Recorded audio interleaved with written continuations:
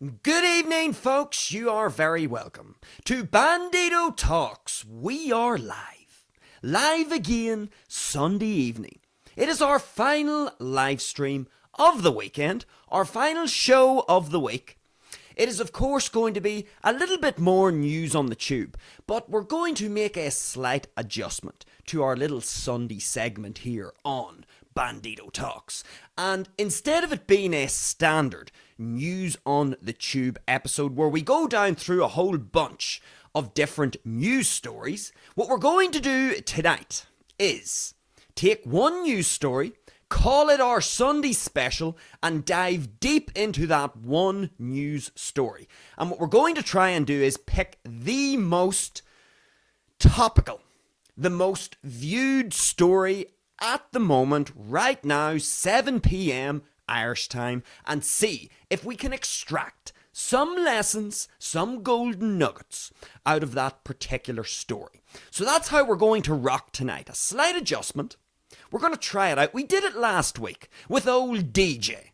Remember DJ? Our particular episode where we talked about his grand scam with respect to his non-existent brain tumour and cancer treatment. We spent last Sunday's episode entirely on that particular story. And I thought, you know what? Let's try it again this Sunday. Let's pick one story that is generating a lot of traction in the news, and let's see if we can spend our entire episode diving deep into this particular news story and see where it takes us.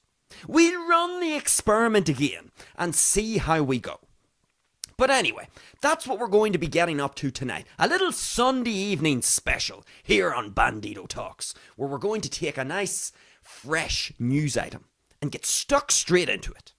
Of course, we had a very good show last night, covered a whole bunch of different topics. We had Donald Trump and Zoran Mamdani. We had old Pras Mitchell, the rapper, who was laundering a bit of the old moolah through Barry Obama's 2012 re-election campaign. And then finally we had old Shamit. Who is Shamit, says you? Well, Shamit is a BBC board member who stepped down recently over the whole scandal with respect to the edited Trump speech. That's what we covered last night. It was a really good show. I would encourage you to check that show out after tonight's live stream if you're interested in any of those topics. But tonight, it's all about our Sunday special, our one news item that we're going to get stuck into. But before we do all of that, if you enjoy any of these videos that we do here, any of these live streams, feel free to give them a little thumbs up. Give them a like. If you find the video or the segment in general, our little Sunday segment here, News on the Tube, Sunday Special, if you like what we do here with this particular segment, give it a thumbs up, give it a like, if you're feeling charitable. Also, if you are joining us live here on YouTube, I would encourage you all to get active in the live chat. Engagement with the show is always welcome. We had some good comments last night. Some interesting perspectives. Groiper Dave, the Flying Dutchman, another commenter who's got a funky name that I can't remember. But we had some good interaction last night, some interesting points of view. So feel free to get active in the live chat. Of course, if you're watching the live stream after it has been posted, get down into the comments section and let me know what you think about what we cover tonight on the show. Finally, last but not least, if you enjoy what we do here at Bandido Talks, you find it useful, valuable, insightful, interesting, whatever word you want to use, then feel free to subscribe to the channel. We are live every week, Friday, Saturday and Sunday here on YouTube at 7 p.m. Irish time. You will always be guaranteed more or less 3 live shows every week. And of course, we will have a Tuesday upload as well. It is normally either a best bits compilation, which is essentially a whole grouping of highlights from the previous week's shows, or we might have a pre-recorded guest interview. And the Bandido has been getting busy with respect to getting some of these interviews with some of our guests ready and prepared. They will be coming soon, so keep tuned to the channel. You will be seeing some guest episodes dropping soon. And then, what else is there? Is there anything else? Anything else that we do? Well, there might be some other content as well. I'm just throwing it out there. Don't hold me to this, but we may have the guest interviews coming very soon, but there may be also some music content coming. I haven't decided what format it is exactly going to take, but there may be some musical content coming to the Bandido Talks channel. But leave that one with me. I'm going to see how I can work it into the show, but it's something that I've been thinking about introducing, so lots of things coming. Lots of reasons, one could argue, to become a subscriber to the channel. Anyway, with all of that said, let us get into tonight's Sunday special here on Bandido Talks. This is an extension, essentially, of our News on the Tube segment. But instead, as I've said, of going through a whole bunch of different news articles. Normally we cover about 3 news articles on our typical News on the Tube segment. So tonight what we're going to do is pick one really hot topic, one really hot news story that is doing the rounds in the media and getting a lot of traction. We're going to dive into that particular story and see what we can learn. How are we going to do it? We're going to go to AI. Good old AI. We're going to plug it in here and see what is the most topical story that's gaining the most traction right now at the time of this live stream, and then let's see what it throws our direction, and then we're going to dig into it and see what lessons we can extract from this particular article. Okay, so let's have a look and see what the AI is going to say. I always like keeping things spontaneous, non-scripted content, let's say. So I don't know what the story's going to be. I'm going to have a look now.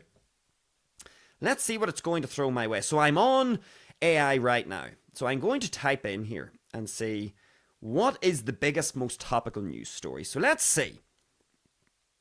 Is it going to let me type? So let's see what it's going to throw me up here. So hopefully we're not going to have any stalling from the AI. I want to type it in right now. You see, we are authentic here on Bandido Talks. I have to literally type it in because I haven't got it already the answer hasn't already been given. In other words, I'm going to type it in now and see what it says. So, we're going to hit go and see what it's going to throw me up. It's searching. So it's searching. It's generating all the results. Okay. And here we have it. So I'm going to read this out. I've asked it to give me a summary. So hopefully I won't be here reading things out to you for all of eternity.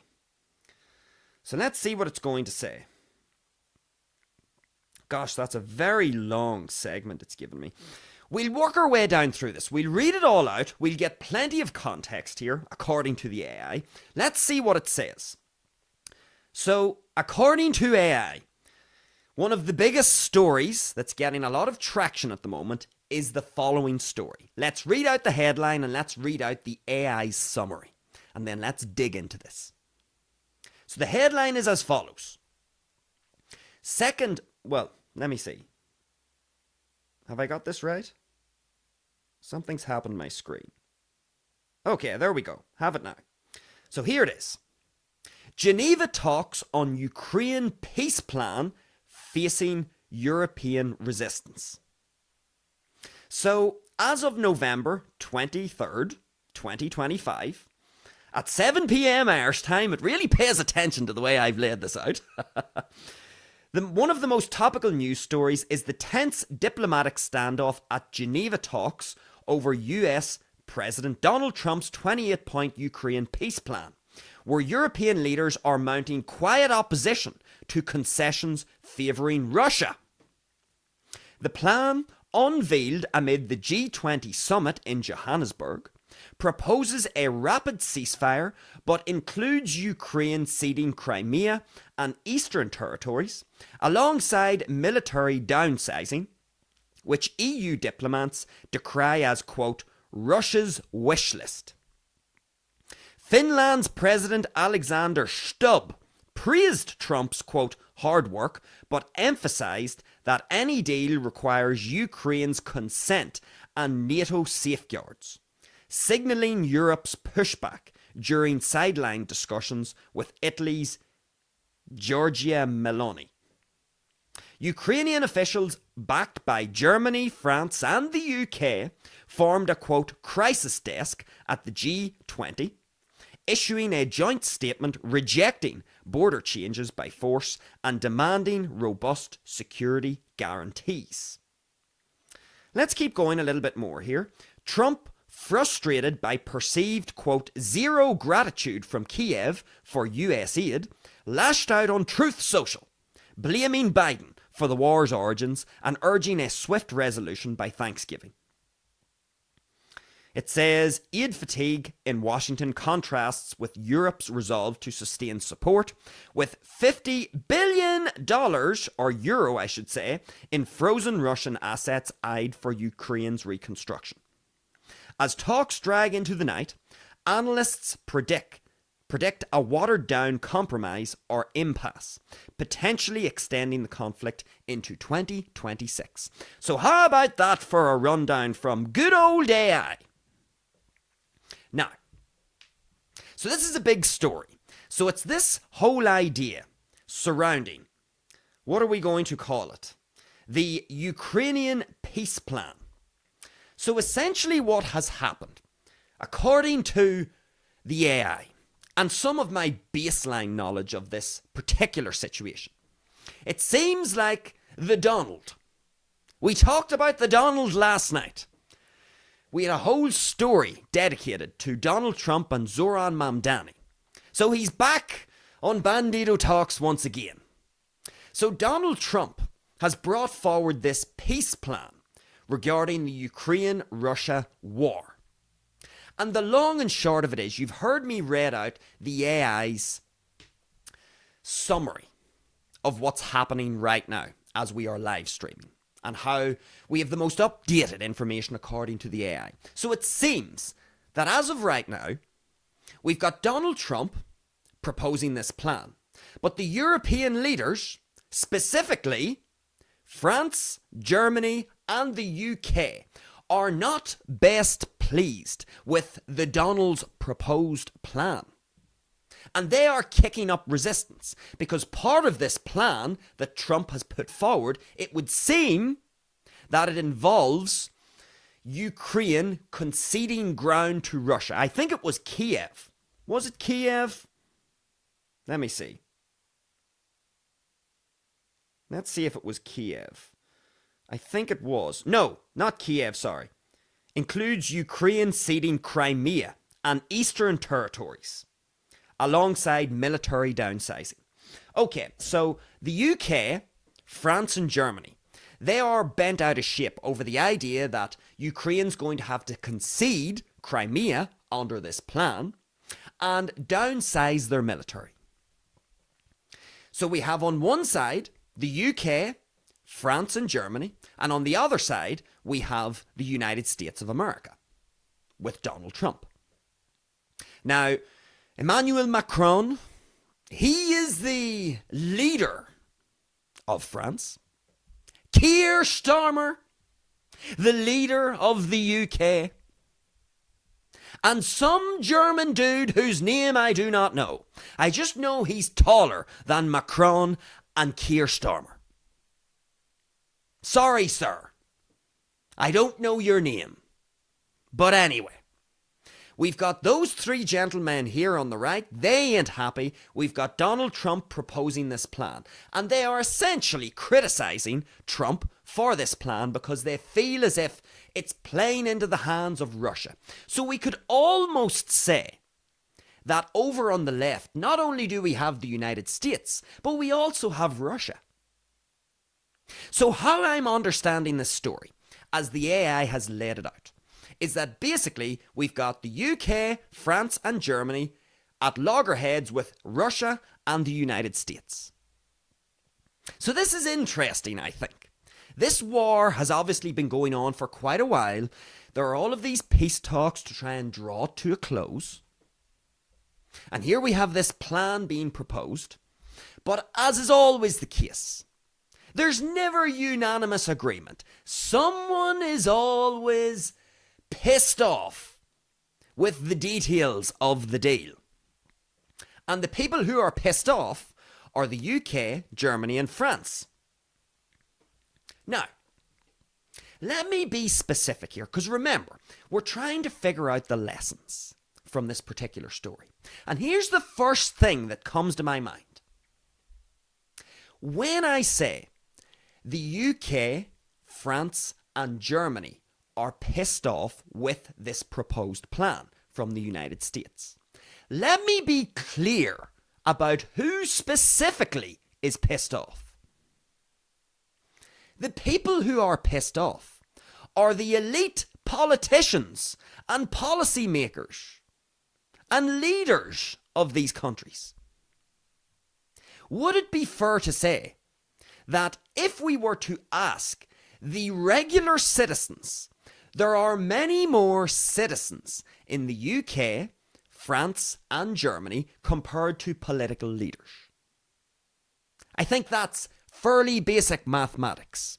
There are more people, more citizens than there are political leaders.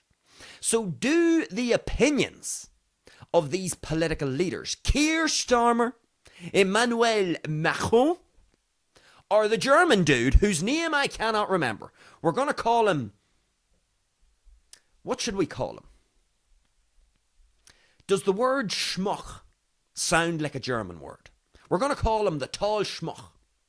So the tall schmuck, Macron, and old Keir, do they represent the entire public opinion with respect to this particular issue? Do we actually think that the citizens on the ground share the same reservations about this proposed peace plan? Do we really think that's the case? Because that's the first thing I think. When I hear the UK, France and Germany aren't happy with the proposed deal, who specifically are we talking about here? Who isn't happy? Is it the people? Have the people had a vote on this issue? You tell me. The Bandido lives here in Northern Ireland, which is technically part of the UK. If you're watching from France, if you're watching from Germany, if you're watching from the UK, you tell me, have you had a vote? Have you been able to voice your opinion about what you would like to do with respect to this matter?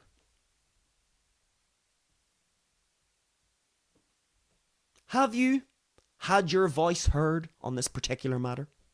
Because all I can say is that from my perspective, I have not had the option to lodge a vote and have my voice heard on this particular issue.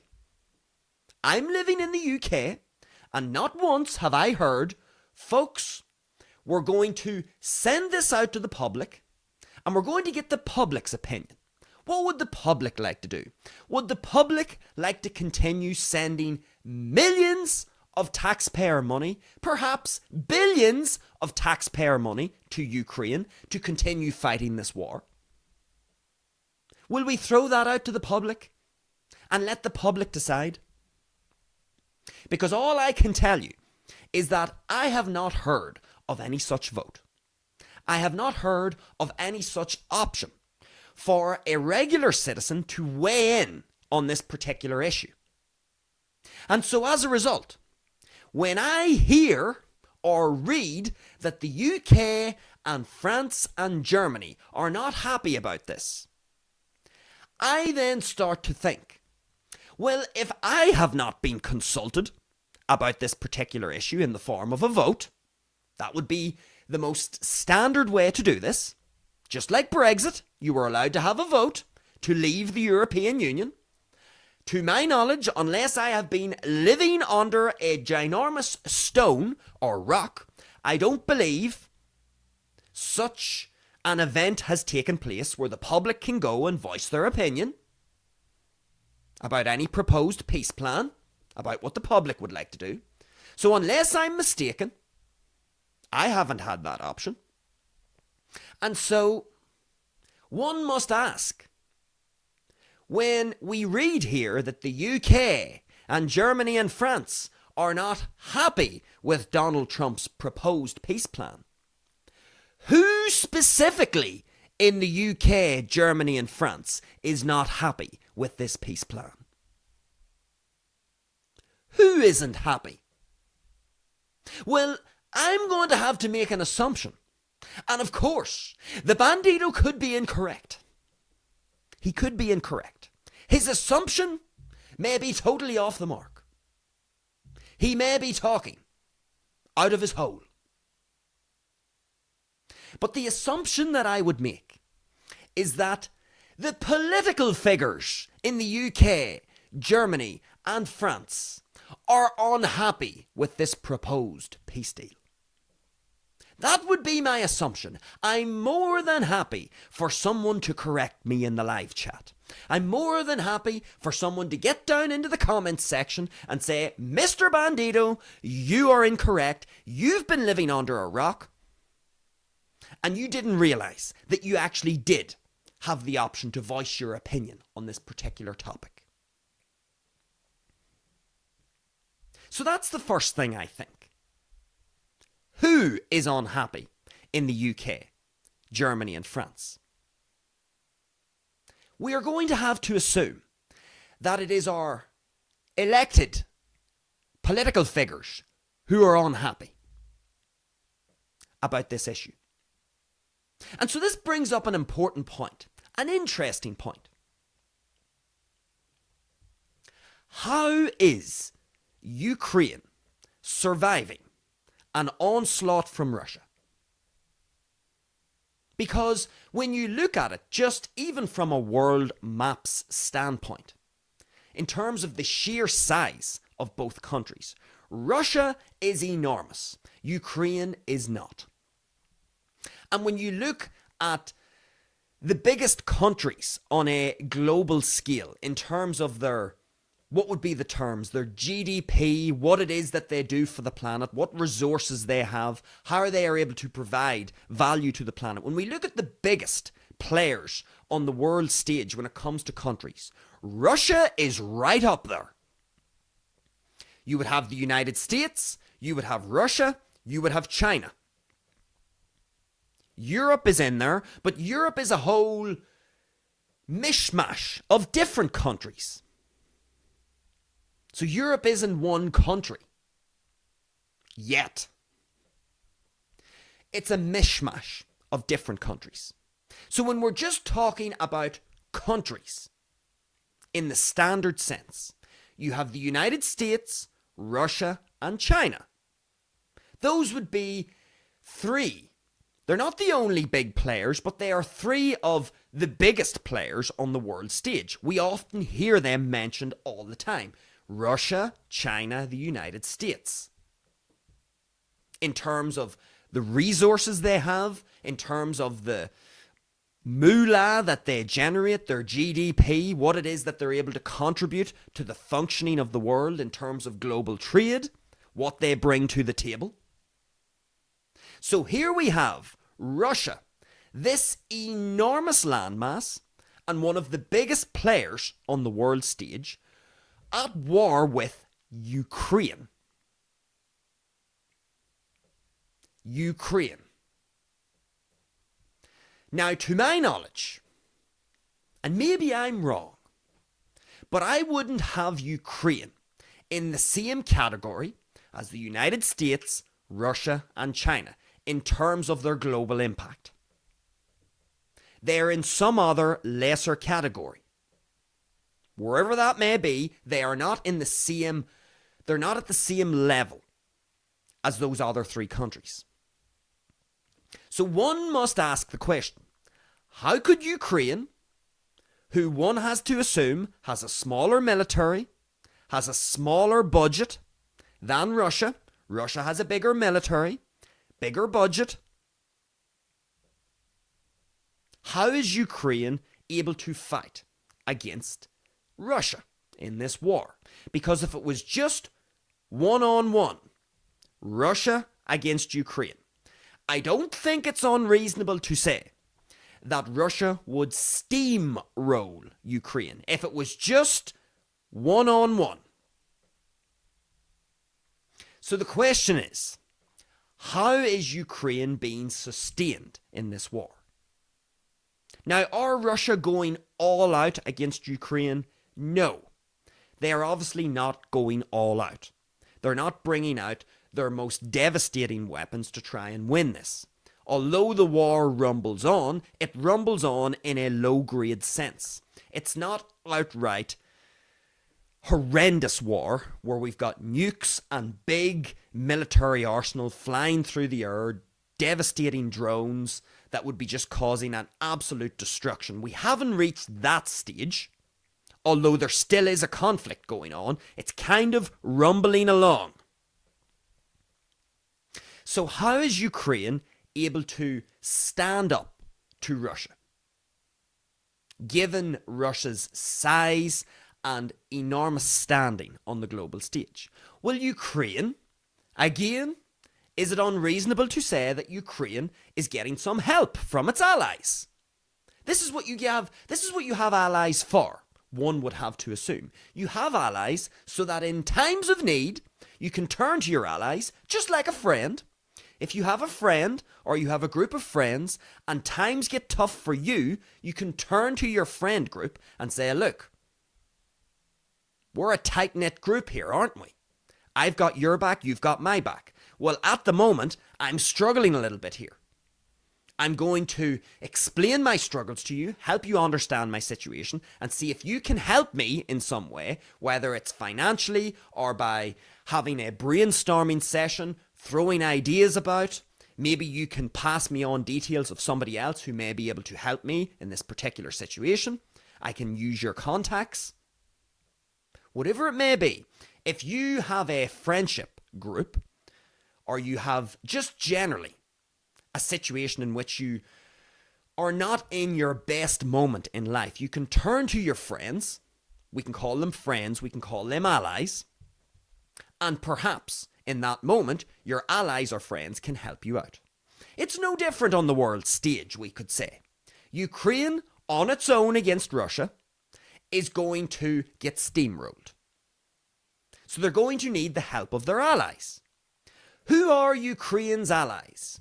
Well, I don't know a lot about this, but going by the article, or going by the AI summary of this particular story, it would seem that the UK, Germany, and France, and perhaps much of Europe, would be defined as allies of Ukraine.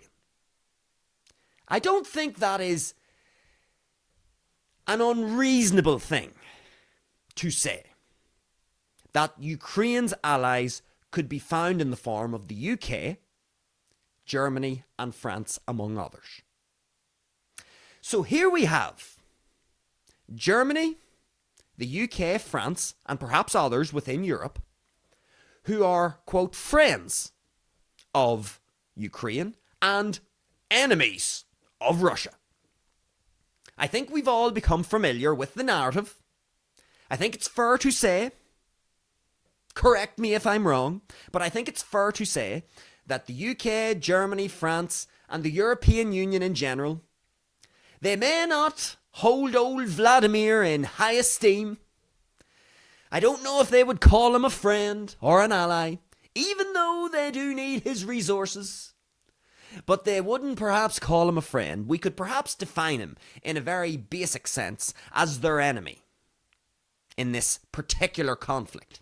It would seem that Ukraine is a friend of Europe and Russia is an enemy of Europe. Basic categories, yes, but we could just sum it up that way.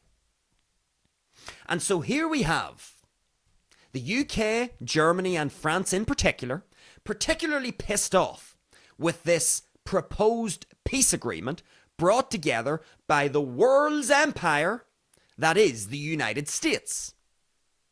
who is the reserve currency. The dollar, of course, is the reserve currency of the world. The United States, I think it's fair to say, is the global empire at present. They are the biggest player on the planet. They sit at the very top of the world's hierarchy when it comes to countries who have the most influence and power.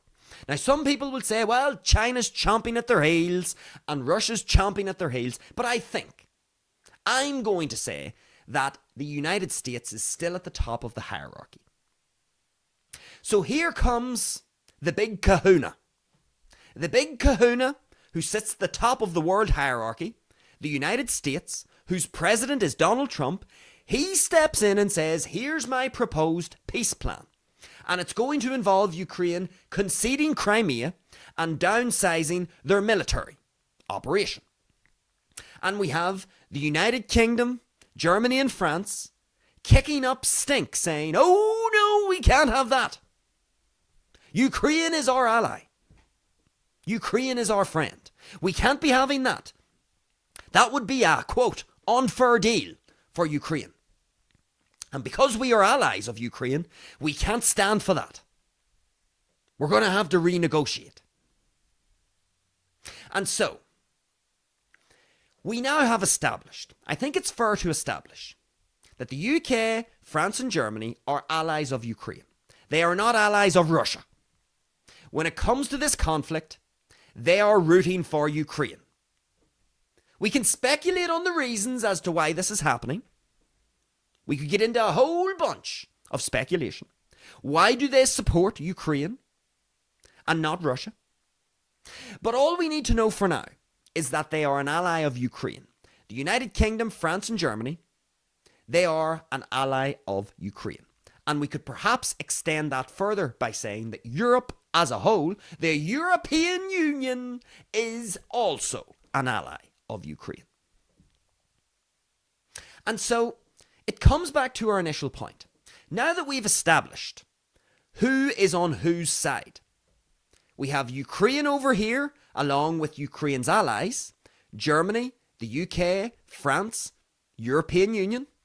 And then over here on the left, it would seem that we have the big kahuna, the United States of America, who sits at the top of the global hierarchy. And then we've got Russia, who's chomping at the heels of the United States in terms of the most powerful and influential country in the world. So we've got the United States and Russia over here, two of the biggest players on the world stage, and we've got Europe and Ukraine over here on the right. And so this is the thing. Now that we know that Europe is an ally of Ukraine, specifically because the AI summary is talking about how the UK, Germany and France in particular are particularly pissed off with this proposed deal from the big kahuna that is the United States of America. Because this is the current state of affairs, and because we know that these particular European countries are allies of Ukraine, it would be then reasonable to ask, and perhaps delve down into this idea of how Ukraine is being sustained. It goes back to our earlier point.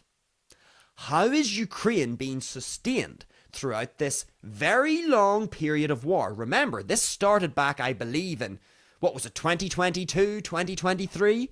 Something like that. The war has been rumbling on for 2 or 3 years. And it looks like it's going to rumble on into 2026. And so we need to ask then, how could Ukraine, who does not dine at the top table of the world's elite, how are they able to hold off this Russian assault? Well, they have requested the help of their allies, the UK, France and Germany. And so this brings us to our next point. How are the UK, France and Germany helping Ukraine? Well, let's have a look at this proposed deal. There are two big deal breakers here, it would seem, for the UK, France and Germany. The two deal breakers are Ukraine is not conceding Crimea, and Ukraine is not going to downsize its military. So, in order for Ukraine to be able to withstand and persist throughout this war, it would be fair to say that their military is going to need to be armed with weapons.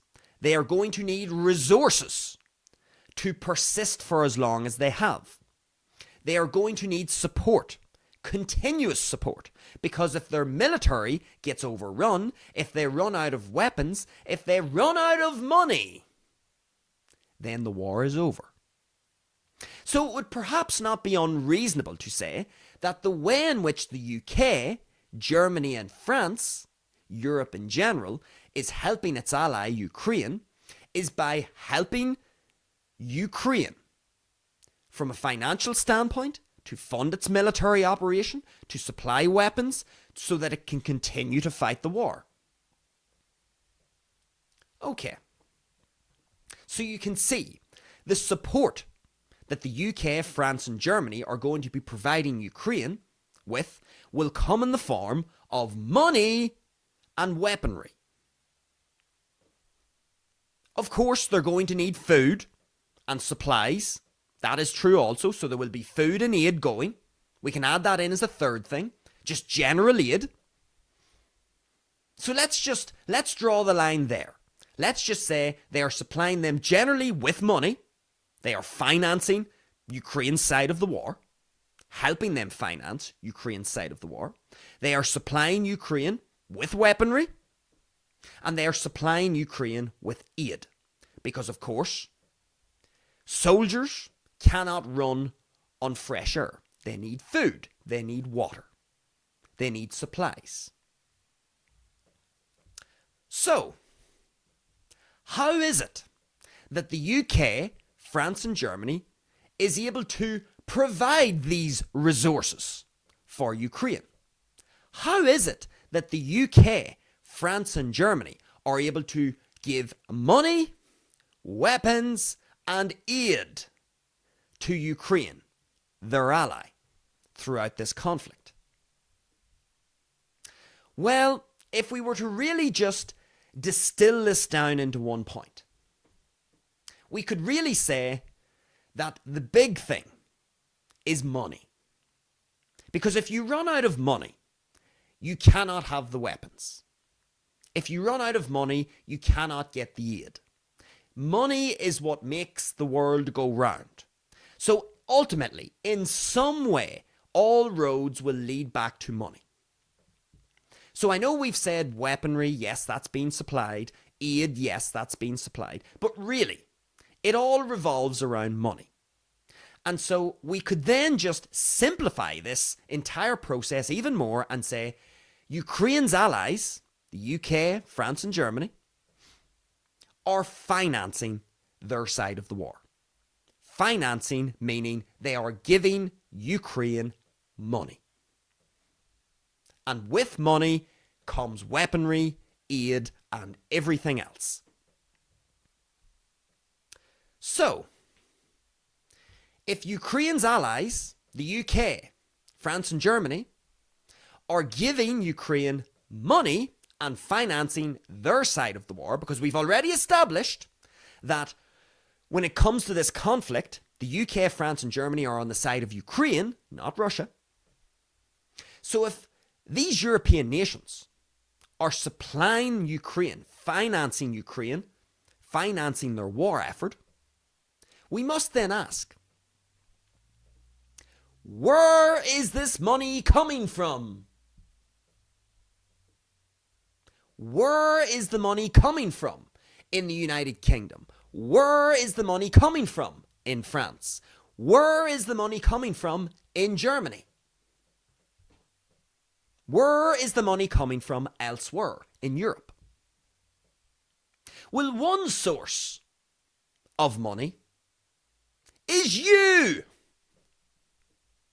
Through your taxes. Through your taxes. So whenever you pay tax, that money, a certain portion of that money, will be going to fund Ukraine's side of the war. So you and me, because the Bandido lives here in the UK. So if I am earning tax on any of my income, if I am paying tax in some way to the UK government, some amount of that tax money will not be reinvested back in the UK for my benefit. It will be sent off to Ukraine to fund and finance Ukraine's side of the war. Now, are there other ways that these European allies of Ukraine are able to send money? Of course there are. There will of course be other ways. You can, of course, print money. You can print money. And then what happens when you print money? You inject more money into the actual financial system. And what happens when you get more money in the financial system? It devalues the currency. And we get what? Inflation! So when you print money and you inject that into the economy, and more money gets printed and it builds up in the economy, what happens whenever something becomes less scarce? It loses value, which means your savings and the spending power of your currency is reduced. Inflation. So, there are of course maybe other ways, but I'm just going to stick with those two ways for the moment. You getting taxed, and a portion of you, as a taxpayer, a portion of your taxpayers' money will go off towards Ukraine. And then, of course, there will be a whole bunch of money printing. And when money is printed, that means money is more abundant. It is less scarce. And when something is less scarce, its value drops. And so the spending power of your currency drops. And your savings start to dissolve. Bit by bit. And so these are a couple of ways in which an ally can help out a fellow ally. These are some of the ways in which money, and when you think of this, if the UK takes taxpayer money and sends it to Ukraine, if France takes their taxpayer money and sends it to Ukraine, if Germany takes taxpayer money and sends it to Ukraine, if France and Germany and the UK start engaging in a whole bunch of money printing and send some of that to Ukraine, these are ways in which the Ukrainian war effort can be financed and funded. And so this is the thing. You may rightfully say, well, hold on, Mr. Bandido. If you are telling me that a portion of my tax is going to Ukraine, shouldn't I have a say in what is happening in this proposed peace plan from the Donald over with the big kahuna in the United States of America? Shouldn't I have a say? Because at the end of the day, I am in part funding this war. Because I'm paying tax. And of course, what can happen? Not only do you pay tax, not only are you legally obliged to pay tax, or else you're a criminal and you've done something illegal, so you're obliged to pay tax. Not only do you have to pay tax, but what can happen? What can happen? Can a government decide to increase tax upon the population? Can that happen? Can a government say, you know what, we're going to increase the rate of tax upon our citizens? Can that happen? Of course it can happen. So not only do you pay tax, and not only does a portion of your tax go out of the country to some other land, but you may also be forced into paying more tax than you are already paying, so that more money can be generated and more money can be sent off to fund Ukraine's war effort.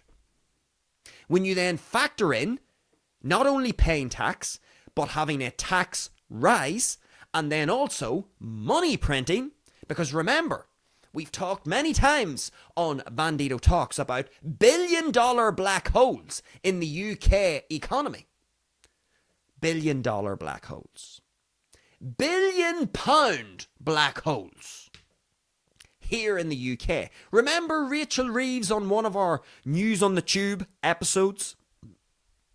Rachel Reeves was talking about the billion-dollar black holes that were existing in the UK economy, and Rachel Reeves thought, well, one way that we can plug this billion-dollar black hole is to do what? How can we plug a billion-dollar black hole? Well, we can raise taxes!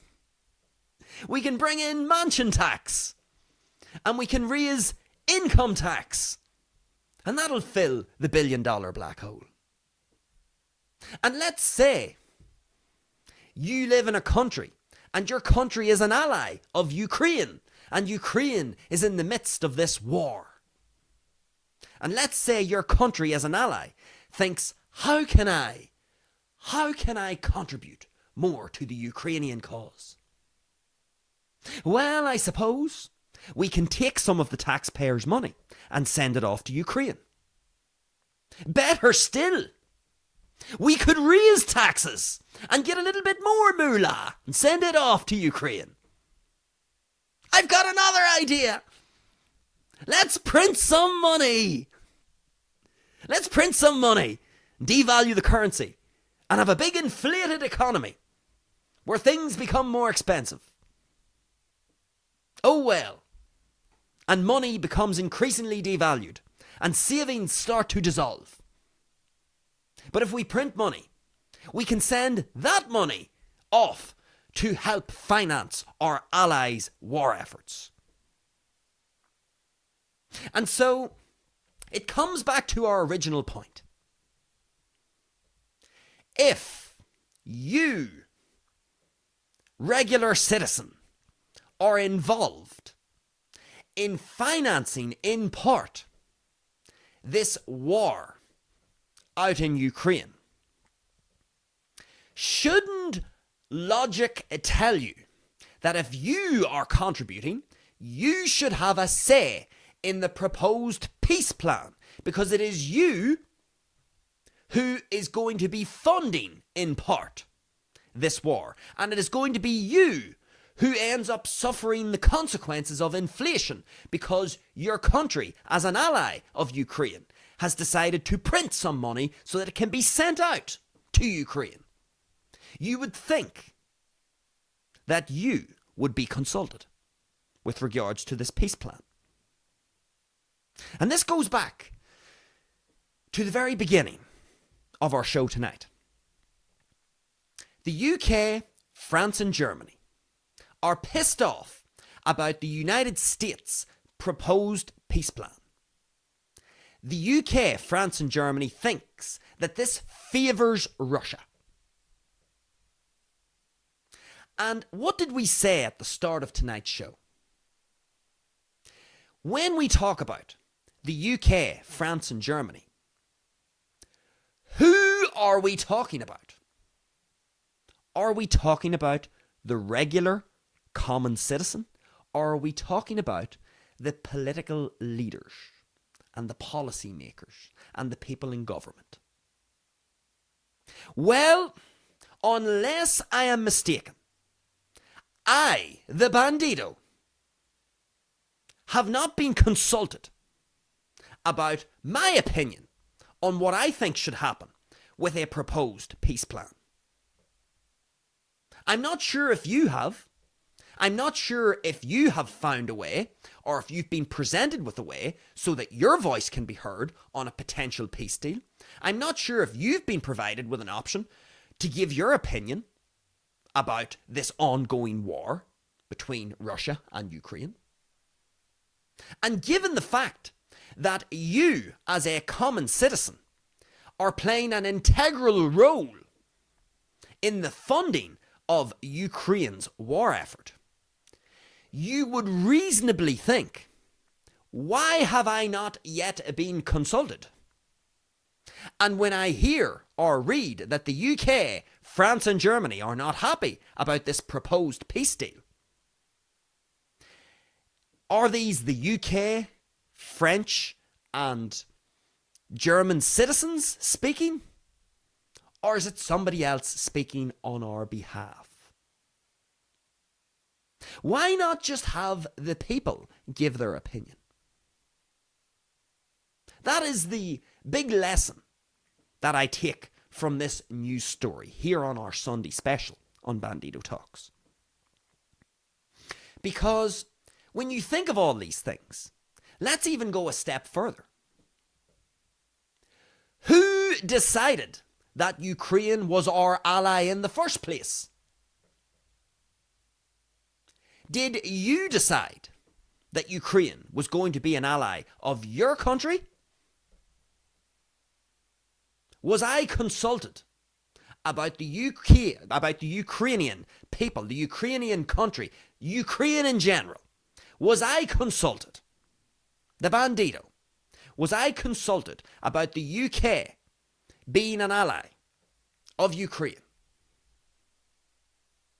Did I get to give my opinion on this potential alliance? Or did I just shoot out of the womb as a child and get launched into this world and just have to accept what has happened before I was born, and I just have to accept that's the way things go? Oh well. Who decided? Who decides who is going to be whose ally? That is a question that I will leave dangling. Who decides such a thing? Who has the position of authority to make such a decision? And so when we look at this entire article, this entire news story, because again, what are we trying to do here? We're trying to find the golden nuggets in this story.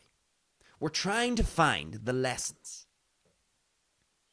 What are the lessons here? Well, the lessons are, we could say, when we see a story like this about a war, we want to look who is fighting. We want to think, how is war funded? In order to fund a war, you need money. You need money. And if you've got one country who is in the top category of global players, and you've got another country that isn't playing in that league, it would be fair to say that there is a discrepancy between the money that both of these nations hold. And so we then must go a little bit further. Okay, we bring in the concept of allies. Allies supporting one another. The lesson would be, when a war effort needs to be funded financially from allies to help another country, in this case Ukraine, we must think critically. Think critically about how the allies of this country that we're going to call Ukraine are actually getting money to Ukraine.